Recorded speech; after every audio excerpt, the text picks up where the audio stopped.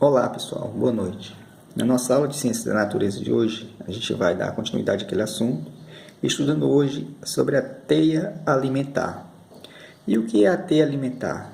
É um conjunto de cadeias alimentares. A gente já viu que é uma cadeia alimentar, é quando os seres eles vão servindo de alimento para outros, né? Os seres vão se alimentando de outros, e aí eles vão passando a energia de um para o outro para a sua sobrevivência. Então, a teia alimentar é um conjunto de cadeias alimentares mais complexas que se intercruzam na natureza. Então, quando a gente tem várias cadeias alimentares, que essas cadeias elas estão relacionadas umas com as outras, né? Não tem só aquele segmento linear, né? Um após o outro, mas há, né? um entrelaçado entre vários seres existentes na natureza e que eles vão tendo essa relação com os outros, aí a gente tem essa teia alimentar. Então, assim, elas refletem melhor as relações tróficas entre os produtores, consumidores e decompositores, né? Os produtores, a gente já viu que são aqueles que produzem o seu próprio alimento. Um exemplo bem simples são os vegetais. Os consumidores, eles são aqueles que vão, né, a partir dos produtores consumir, né, se alimentar uns dos outros. Eles podem ser primário, secundário, terciário, assim por diante. E os decompositores são aqueles que irão decompor, né, aquela matéria para que elas voltem os nutrientes para a natureza. Principais características, né, das teias alimentares. O que envolve as relações em uma teia alimentar são a origem energética, a partir da eutrofia da planta e a decomposição da matéria orgânica final por bactérias e fungos.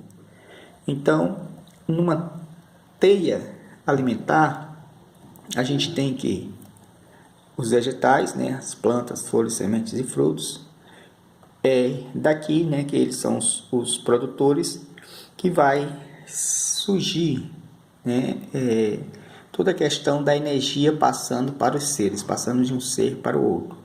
E aqui a gente tem, né, várias cadeias alimentares, né, que a gente tem uma sequência, aqui a gente tem outra sequência, outra, né? Então a gente tem várias cadeias alimentares aqui em todos os sentidos. Então, quando isso acontece, né, a gente tem várias cadeias alimentares. Então a gente tem aqui o que a gente chama de teia alimentar, né? Esse encruzamento de várias cadeias alimentares. Então eles começam nos produtores e todos eles irão findar nos decompositores. Os produtores aqueles que produzem o seu alimento e os decompositores aqueles que irão decompor a matéria para que ela volte, né, como nutriente para a natureza. Então aqui é um exemplo, né, de uma teia alimentar, várias cadeias alimentares se cruzando, né, umas em relação às outras.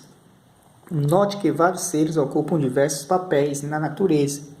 Sua posição na cadeia alimentar não impede de pertencer a diferentes cadeias alimentares ou de possuir uma alimentação variada, resultando de múltiplas relações entre os organismos que compõem o ecossistema.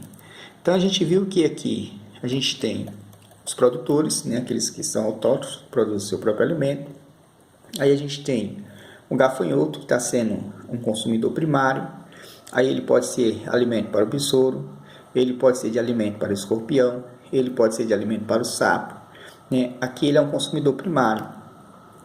E a gente tem o rato, ele pode se alimentar de vegetal, aí ele vai ser, né, consumidor primário. Aí já tem um sapo, que aqui está sendo consumidor secundário. Mas se ele se alimentar diretamente de outra substância, ele já vai estar em outro nível trófico. Então, isso, né, não impede com que ele esteja realizando o seu papel na natureza, né, e desenvolvendo aqui, mesmo em diferentes posições em algumas cadeias alimentares, mas ele está, né, ocupando o seu papel na natureza. Então, diferente da teia alimentar, que comporta uma variedade de relações presentes no ecossistema complexo, a cadeia alimentar, como a gente viu na aula anterior, reúne as relações alimentares de modo simples e linear. Na cadeia alimentar, a gente vai ter o produtor, que vai servir de alimento para um consumidor primário, pode ter nessa cadeia alimentar um consumidor secundário, terciário ou não, e esse ser ele irá se decompor, né? Então vai ter uma sequência linear, né? Um após o outro. Já na teia alimentar, a gente pode ter aí várias cadeias, né? Como a gente viu na figura, juntas, né? Várias cadeias se entrelaçando e vários seres aí cruzando, né? Nessa alimentação. Então, diferente da teia alimentar, a gente tem aqui na cadeia produtor, consumidor primário, consumidor secundário, consumidor terciário, e aqui no caso a gente tem um consumidor quaternário, né, nessa sequência. Mas em todas essas sequências, né, por exemplo, se a gente tem a planta e o gafanhoto, e esse gafanhoto morrer, ele irá se decompor. Então aqui foi uma cadeia, aqui pode ser outra cadeia, uma cadeia, mas sempre em linha reta. Diferente da teia alimentar, né? Como a gente viu aqui que há cruzamentos, né? Não há uma sequência, podemos dizer assim, bem definida, né? Mas existe a planta que pode ser alimentada pelo gafanhoto. Esse gafanhoto ele pode ser alimentado pelo besouro, pelo escorpião, pelo sapo, né? E assim por diante.